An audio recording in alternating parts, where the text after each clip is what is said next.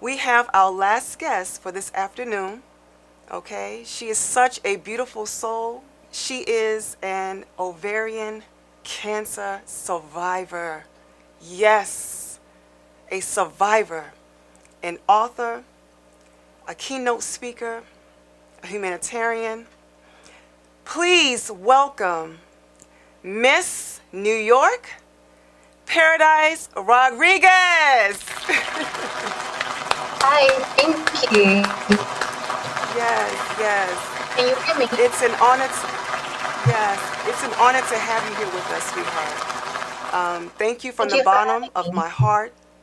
Yes, for taking this time to share your story with us, okay? And for the women of Steele.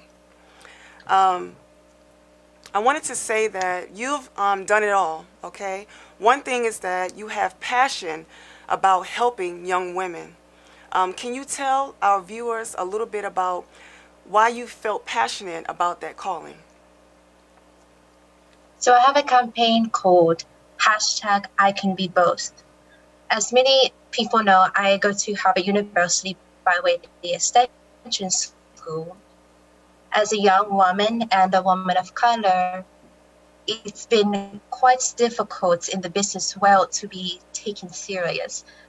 I have the accreditations, but when you're a pretty girl, people just assume that you're just there for the giggles and the fun. I started this campaign Right. because there was a day that I was hosting a meeting and I was talking to investors. There were 6 guys and 2 women. Unfortunately, only 2 women that was there were working for me. One of the Oh, wow. guys, we'll call him Henri, he's made jokes at my assistant. He was just berating her, talking about getting him drinks and my lipstick. He asked me if I could tell him where to get the best color red for his mother. Just being negative. Well, I sat down in the chair and he says, "Oh, little lady, I think you're in the wrong spot." And my assistant set down the brochures and I told everyone that we can turn them over. When they did, they saw my name at the top. I looked him in his face and I said, Wow. "Now that we're on the same page, we can start it." And I realized in that moment, Wow. because after the meeting, I felt awful. I felt like, who is this man who gets to talk to me like this? Why does he think it's acceptable for him to talk to me like this? And I realized I'm not the only one. As I flourished through the Mm. business industry and I met other women, they had similar stories of when they would work in the offices, they were dismissed. I said, this is unacceptable. We need to find a way that we can be taken seriously as beautiful and intelligent. But that starts with ourselves. Right. I found myself when Yes. I first started going to school, I would, pull my hair in a ponytail, take off my makeup, and try to look as simple and plain as possible because I didn't want people to get the wrong opinion. I said, wait a minute. I am Right. a pageant queen. I am a goddess. I am a child of God. And he That's gave me right. these blessings for a reason. And how dare I hold myself back and dim my shine for someone else? And so I Mm. started spreading that message to my peers, to all my peers, Yes. female and male, that you are to embrace all that you are unapologetically. Yes. Yes. Wow. Woo. Chills. Tell us about your foundation and what's your goal as well as your mission. So the Catch a Falling Star Foundation is my whole world. It is why I wrote my book. It is why I'm in school. It is my everything. I grew up in a very tumultuous environment. I had to raise my siblings and myself. And in doing so, I started I guess, in-home daycare, if one would call it. And there were 14 of us. Most of these children were coming from similar backgrounds like mine. And I realized I don't want other children to grow up the way I did. And there's something I can do about it. I didn't realize at the time Right. what was happening, but it just kept growing. We were living in a house that did not have water, lights, or gas. It was just my siblings and I. And it started raining. My siblings were toddlers at the time. So you can imagine being at home with toddlers who can't go outside because it's raining for 4 days straight. And so I sat on the porch and I just kept thinking, what am I going to do?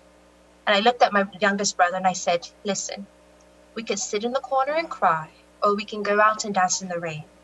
Either way, the storm is Mm. coming. And he said, huh. I said, so what are you going to do? He grabbed the shampoo bottle and ran out in the rain. He goes, I'm going to wash my hair in the rain. 3 days later, I met a gentleman and a lady at church, and they connected me to a type of job where I would be an administrative assistant.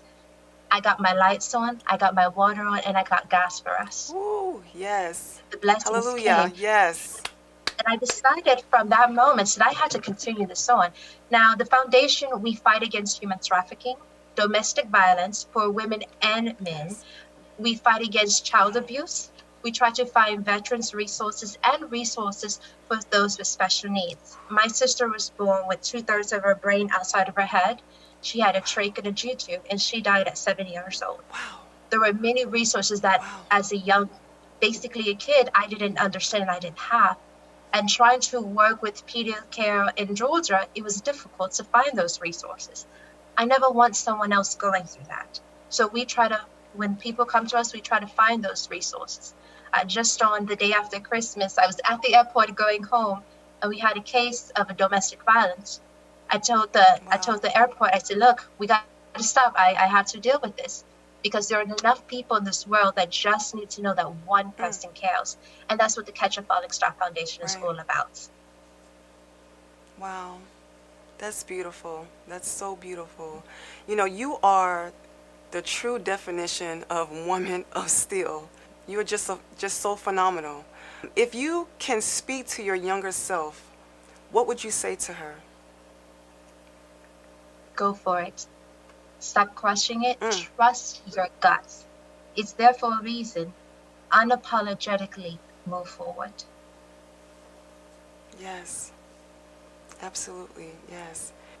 I'm speechless right now, okay? I am speechless just hearing your story. You have overcame so many obstacles in your life. I would like to give you the floor to share, some positive words, as well as share your journey going into your next chapter in your life. So I wrote this book. It was a hard book. It is called Fighting Paradise. It is a bit of a memoir of mine. It tells a very intimate story of my battle with cancer, my battle with what was going on with my life, and my battle with finding out who I was and what I wanted, and accepting that it's okay. I suffer from survivor's remorse. Getting out of the environment that I grew up in and moving towards success, I always think, do I deserve this? Which, unfortunately, that tends to hold me back. On this trip, I found myself looking for my relatives, but I ended up finding myself. It was a beautiful journey, but the biggest lesson that I wanted to, when I decided to publish this book, that I wanted to give to others was, you have to unapologetically embrace yourself. You know what you want. And I understand that there are times where you see what you want. You know what you want. And it's a matter of bridging that gap. So you dig and you mold and you try to build a semblance of something. And I understand that it's difficult, but how dare you question yourself? Who gave you the authority to doubt yourself? You are unapologetically and ultimately capable. If you want to transform anyone in this world, you've got to give yourself that opportunity. It starts here and at home. It's in your heart, your mind, and your soul. You've got to move forward. And there are going to be times where you're climbing, and it feels like the world is just building you down. I've been there, but I promise you will get to where you need to be. What is supposed to be will be. And another thing, I have this passionate thing that I got from the Bible is faith without works is dead. And I keep that quote with me always, but I want to elaborate on that. Faith without works is dead. But that doesn't mean I'm just going to pray about it and expect God to just solve it all. He wants us to actively engage in our lives. You need to pray about it. You need to speak it into existence. And you need to put action forward. And that means you get up every day, you revise your resume, you hit every restaurant, every LinkedIn, every Indeed website until you get that job. Your actions are letting the universe know, hey, that person wants this. And don't use that. When they tell you no, you say, okay.